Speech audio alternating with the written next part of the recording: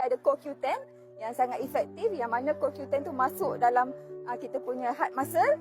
Jadi heart muscle ni kalau dia lemahkan, dia boleh strengthen balik.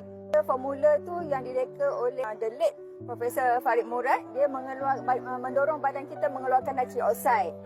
Lepas tu kalau dari segi perubatan, ubat bawah lidah tu yang orang macam macam heart attack, mesti doktor bekalkan benda tu kan. Dia keluarkan nitric oxide.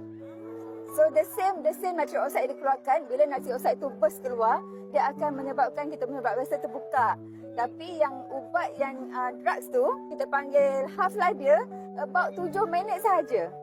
Jadinya memang dia boleh makan tu sebagai kecemasan tau. Bila saya dengar kita punya founder interview dengan Dr. Farid Murad, disebabkan formulasi tu keluarkan nitric oxide, dia combine dengan antioksidan dalam tu, yang ada beetroot, tomato, dia menyebabkan nitric oxide yang dikeluarkan tu long lasting tau, lama.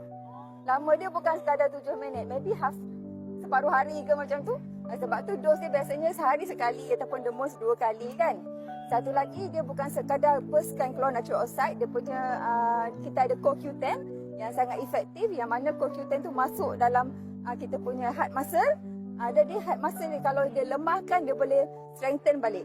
Kalau muscle tu lemah tu, jantung tu failure, dia macam bengkak, macam lembik, jantung tu lembik, the dinding is lembik. Jadinya bila kita makan selalu, especially orang yang ada isu dengan jantung dia kan, jantung dah mula lemah, pernah ada heart attack semua macam tu, kita nak jantung tu repair. So dalam Beefeal tu mendorong not only buka salur darah, dia juga fit kepada muscle jantung tu. So dia akan repair.